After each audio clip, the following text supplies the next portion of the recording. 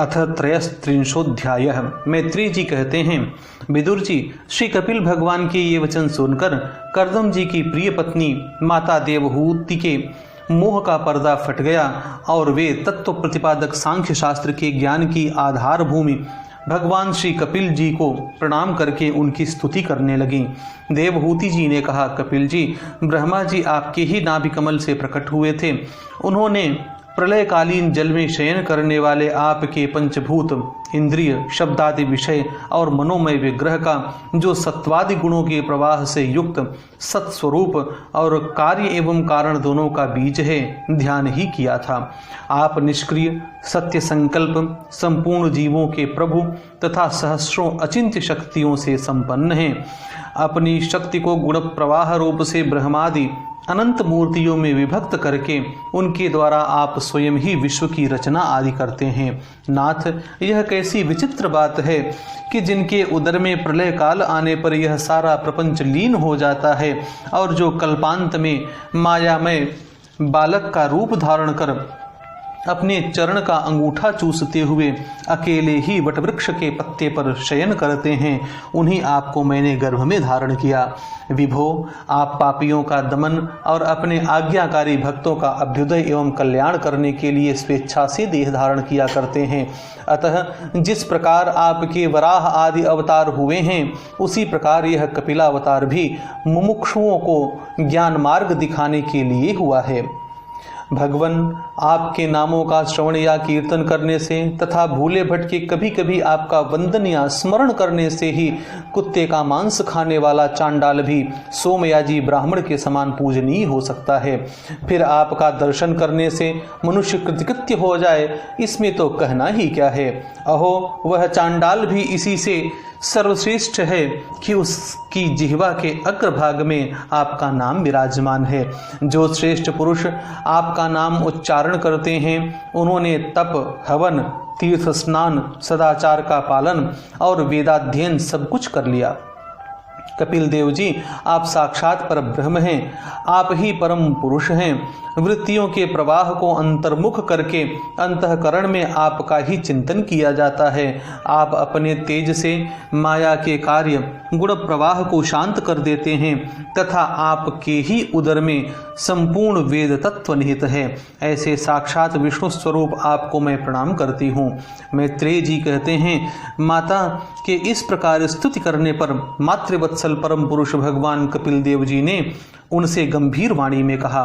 कपिल देव जी ने कहा, माता जी, मैंने तुम्हें यह जो सुगम मार्ग बताया है, इसका अवलंबन करने से तुम शीघ्र ही परम पद प्राप्त कर लोगी। तुम मेरे इस मत में विश्वास करो। ब्रह्मवादी लोगों ने इसका सेवन किया है। इसके द्वारा तुम मेरे जन्म मरण रहित स्वरूप को प्राप्त कर लोगी। जो लोग मेरे इस मत को नहीं जानते, वे जन्म मृत्यु के चक्र में पड़ते हैं। मैत्रेय जी कहते हैं, इस प्रकार अपने श्रेष्ठ आत्मज्ञान का उपदेश कर श्री कपिल देव जी अपनी ब्रह्मवादिनी जननी की अनुमति लेकर वहां से चले गए। तब देवहूति जी भी सरस्वती के मुकुट सदृश अपने आश्रम में अपने पुत्र के उपदेश किए हुए योग साधन के द्वारा योगाभ्यास करती हुई समाधि में स्थित हो गईं। त्रिकाल स्नान करने से उनकी घुंघराली अलकें भूरी भूरी जटाओं में परिणत हो गईं तथा चीर वस्त्रों से ढका हुआ शरीर उग्र तपस्या के कारण दुर्बल हो गया। उन्होंने प्रजापति कर्दम के तप और योग बल से प्राप्त अनुपम गार्हस्थ्य सुख को, जिसके लिए देवता भी तरसते थे, त्याग दिया। जिसमें दुग्ध फेन के समान स्वच्छ और सुकोमल शैया से युक्त हाथी दांत के पलंग, सुवर्ण के पात्र, सोने के सिंहासन और उन पर कोमल कोमल गद्दे बिछे हुए थे तथा जिसकी स्वच्छ स्फटिक मणि और महामरकत मणि की भीतों में रत्नों की बनी हुई रमणी मूर्तियों के सहित मणि में दीपक जगमगा रहे थे, जो फूलों से लदे हुए अनेकों दिव्य वृक्षों से सुशोभित था, जिसमें अनेक प्रकार के पक्षियों का कलरव और मतवाले भवनों का गुंजार होता रहता था। जहाँ की कमलगंध से सुवासित बावलियों में कर्दम जी के साथ उनका लाड़ प्यार पाकर क्रीड़ा के लिए प्रवेश करने पर उसका गंधर्वगण गुणगान किया करते थे और जिसे पाने के लिए इंद्राणियां भी लालायित रहती थीं, उस गृहोद्यान की भी ममता उन्होंने त्याग दी। किंतु पुत्र वियोग से व्याकुल होने के कारण अवश्य उनका मुख कुछ उदास हो गया। पति के वनगमन के अनंतर पुत्र का भी वियोग हो जाने से वे आत्मज्ञान संपन्न होकर भी ऐसी व्याकुल हो गईं जैसे बछड़े के बिछुड़ जाने से उसे प्यार करने वाली गौ। वत्स विदुर, अपने पुत्र कपिल देव रूप भगवान हरि का चिंतन करते करते वे कुछ ही दिनों में ऐसे ऐश्वर्य संपन्न घर से भी उपरत हो गईं। फिर वे कपिल देव जी ने भगवान के जिस ध्यान करने योग्य प्रसन्न वदना रविंद युक्त स्वरूप का वर्णन किया था, उसके एक एक अवयव का तथा उस समग्र स्वरूप का भी चिंतन करती हुई ध्यान में तत्पर हो गईं। भगवत भक्ति के प्रवाह, प्रबल वैराग्य और यथोचित कर्मानुष्ठान से उत्पन्न हुए ब्रह्म साक्षात्कार कराने वाले ज्ञान द्वारा चित्त शुद्ध हो जाने पर वे उस सर्वव्यापक आत्मा के ध्यान में मग्न हो गईं, जो अपने स्वरूप के प्रकाश से माया जनित आवरण को दूर कर देता है।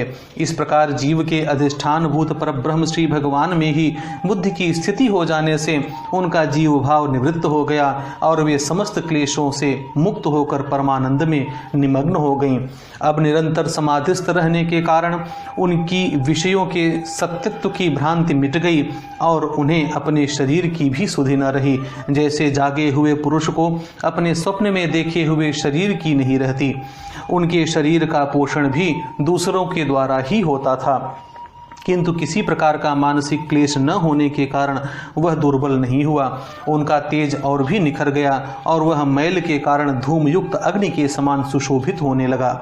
उनके बाल बिथुर गए थे और वस्त्र भी गिर गया था, तथापि निरंतर श्री भगवान में ही चित्त लगा रहने के कारण उन्हें अपने तपो योग में शरीर की कुछ भी सुधि नहीं थी, केवल प्रारब्ध ही उसकी रक्षा करता था।